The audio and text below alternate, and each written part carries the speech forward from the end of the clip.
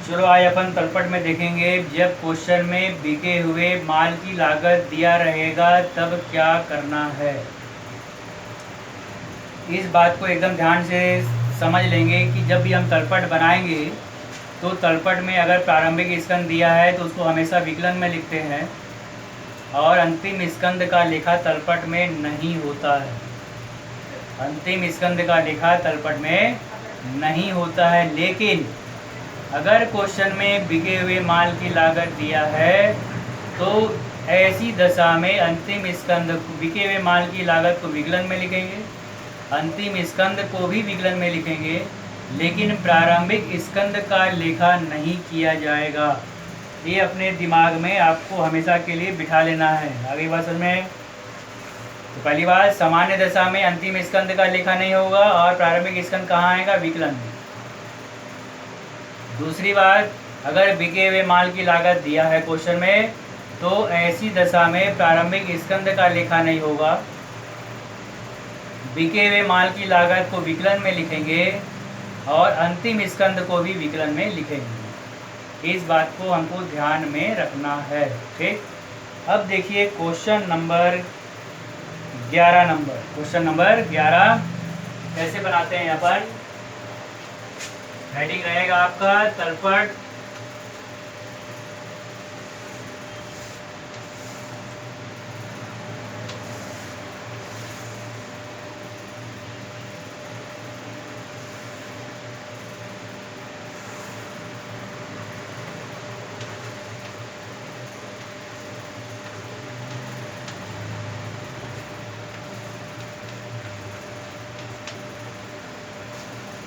विवरण विकलन समाकलन। हेडिंग क्या रहेगा? तलपट, ठीक है। अब देखिए 11 नंबर में बिके हुए माल की लागत दिया है। जैसे ही क्वेश्चन में बिके हुए माल की लागत देगा हमको समझ जाना है यहाँ पर प्रारंभिक स्कंद का लेखा नहीं होगा। तो किसका लेखा होगा? तो प्रारंभिक स्कंद का लेखा ना करके वहाँ पर विकलन पक्ष में बिके हुए माल की लागत को भी लिखेंगे और अंतिम स्कंद अगर दिया है तो अंतिम स्कंद का भी लेखा किया जाएगा, ठीक। देखिए बिके हुए माल की लागत दिया हुआ है 1,50,000। पहले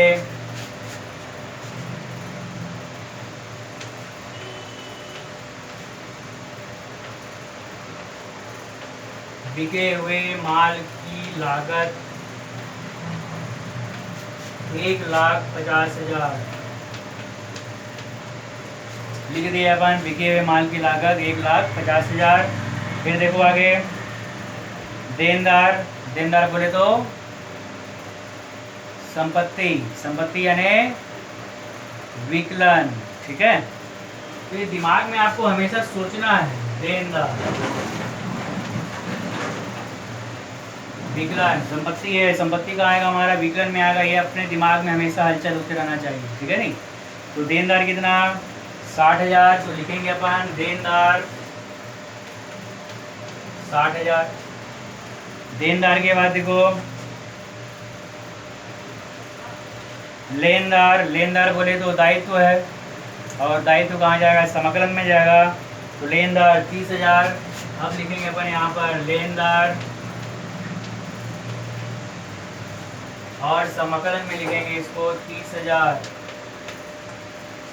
समाकलन में लिखेंगे 30,000, ठीक है। फिर देखो आगे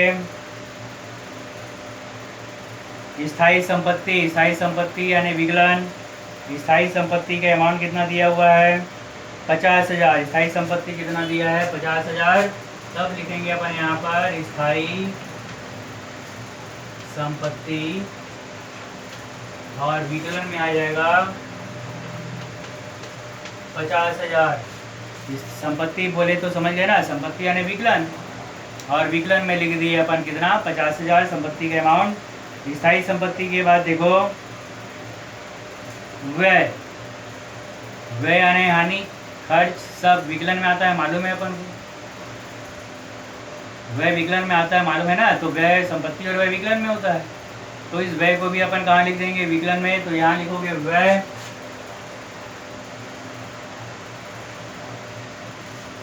और व्यय का अमाउंट दिया है, देखोगे 20,000 रुपये। कितना दिया है? 20,000। तब लिखेंगे अपन यहाँ पर व्यय 20,000,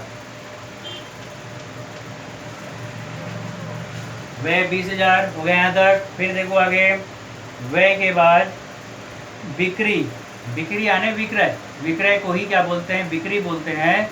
और बिक्री हमेशा कहाँ जाता है? हमारा समाकलन में। तब लिखेंगे बिक्री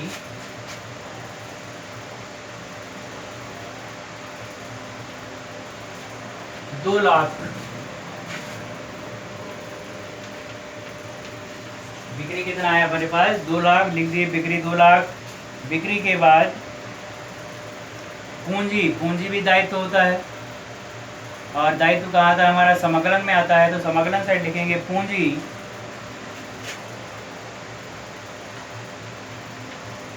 91,000। कितना है पूंजी? 91,000। लिख दिए पूंजी 91,000। पूंजी के बाद देखो आहरण, मालूम है अपन को आहरण कहाँ आता है? विकलन में। तो हम कहाँ लिखेंगे? विकलन में लिखेंगे आहरण 1,000।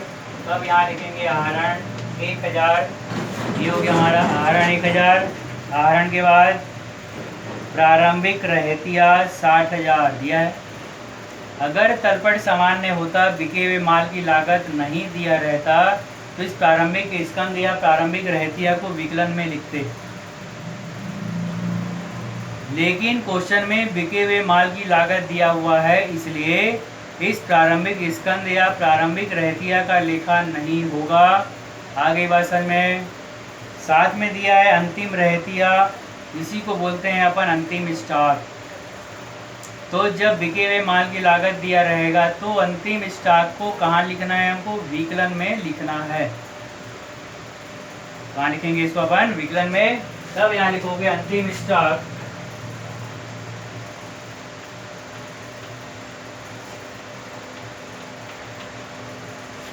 अंतिम स्टॉक का मूल्य दिया हुआ है 40,000। विकलन में आ जाएगा 40,000। और इसके बाद कोई मद नहीं है, जिस प्रकार से लाइन खींचकर योग लगा देना है। दोनों तरफ का योग जो है बिल्कुल बराबर आएगा। दोनों तरफ का योग कैसा आएगा? बराबर। देखिए कैसे, 2,91,000 और 30,000 है ना। तो 2,90,000 ये हो गया। 2,90,000 में 30,000 को जोड़ते हैं तो 2,90,000 10 3,20,000 और 1,000 3,21,000। कितना होता है योग इसका यहाँ पर? 3,21,000। ये लिख दिए हम यहाँ पर 3,21,000। इसको भी जोड़ लो, 1,50,000 और 50,000 2 लाख, 2,60,000, 60 और 20 2,80,000, 80 और 40 3,20,000 और 1,000 3,21,000। इसका योग भी कितना हो गया यहाँ पर? 3,21,000। इस प्रकार से हमारे तलपट के दोनों पक्षों का योग कैसा हो जाता है? बराबर। नियम वही था, परिवर्तन कहाँ पर हुआ? केवल बिके हुए माल की लागत दिया था। तो हमारे दिमाग में रखना है, जब भी बिके हुए माल की लागत देगा तो उस बिके हुए माल की लागत को कहाँ लिखना है? विकलन में। प्रारंभिक स्कंद का लेखा नहीं करना है, और साथ में किसको लिखना है? अंतिम स्कंद, और वो कहाँ आ जाएगा? हमारा विकलन पक्ष में। ठीक है, आई बात समझ में? तो इस प्रकार से तलपट तैयार किया जाता है।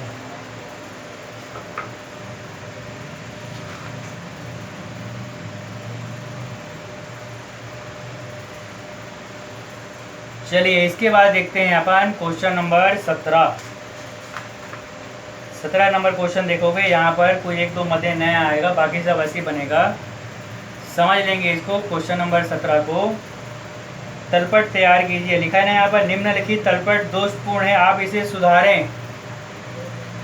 निम्नलिखित तलपट दोषपूर्ण है, आप इसे सुधारें मतलब ठीक कीजिए। ऐसे दिया रहेगा, खातों के शेषों से तलपट बनाइए, ठीक कीजिए, गलत दिया है, सही बनाइए, ऐसा लिखा रहेगा वहाँ पर। तो हमको क्या करना है? उसको अपने हिसाब से सही बनाना है। जो विकलन में आएगा उसको विकलन में लिखना है, जो समाकलन में आएगा उसको समाकलन में लिखना है। ठीक है, देखिए पूंजी दिया हुआ है 10,000, मालूम है आपको पूंजी कहाँ आएगा, पूंजी दायित्व है, तो कहाँ लिखेंगे उसको अपन। क्वेश्चन नंबर 17 बता रहा हूँ, ध्यान देंगे। 17 बोला है यहाँ पर पूंजी स्टार्टिंग, पूंजी क्या होता है, दायित्व होता है, दायित्व यानी समाकलन।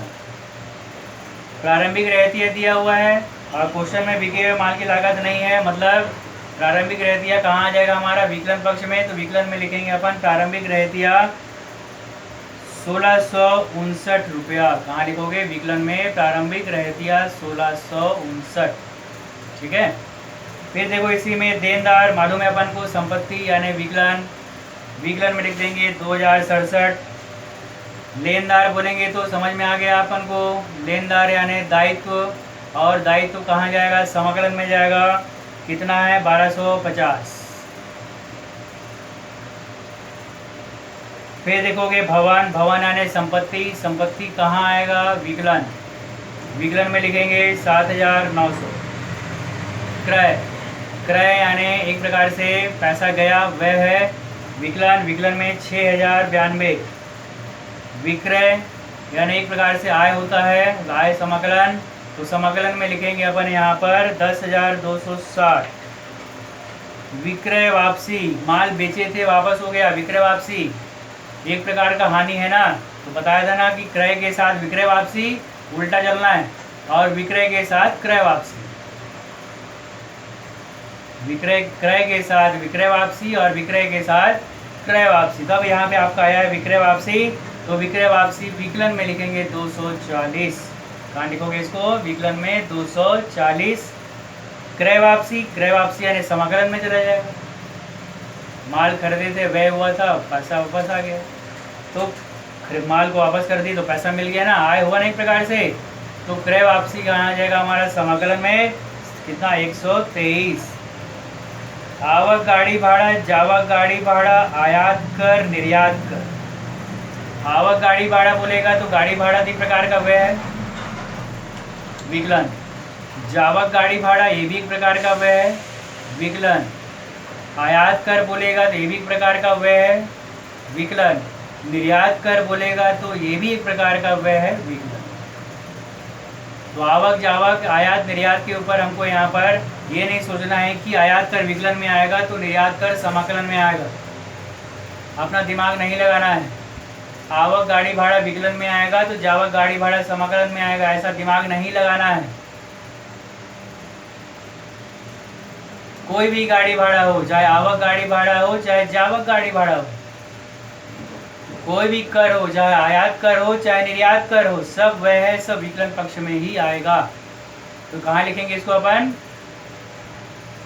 आवक जावक गाड़ी भाड़ा विकलन और आयात कर निर्यात कर विकलन, ये सबको हम कहाँ लिखेंगे, विकलन पक्ष में ही लिखेंगे। ठीक है, फिर देखो इसी में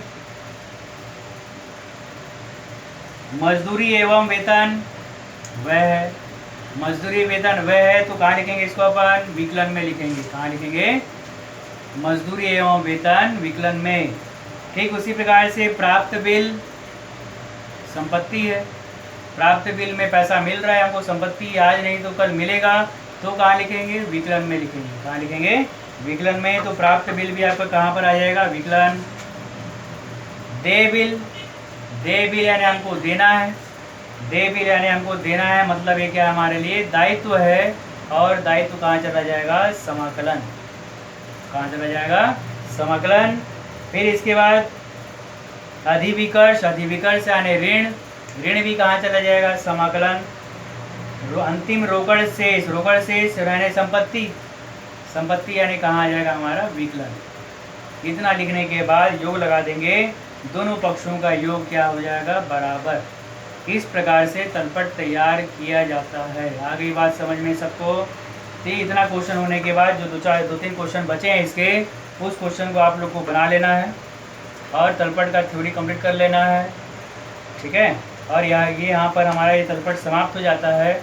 फिर इसके बाद अपन शुरू करते हैं अब सहायक बही, जो अभी आपको अगले समय में आपको यहाँ पर बताया जाएगा। यहाँ तक सबको समझ में आ गया। जो क्वेश्चन बचा है उसे आप लोग अच्छे से कंप्लीट कर लेंगे, 2-3 बार बना कर देखेंगे, प्रैक्टिस हो जाएगा और एकदम आसानी से बनेगा। ठीक है।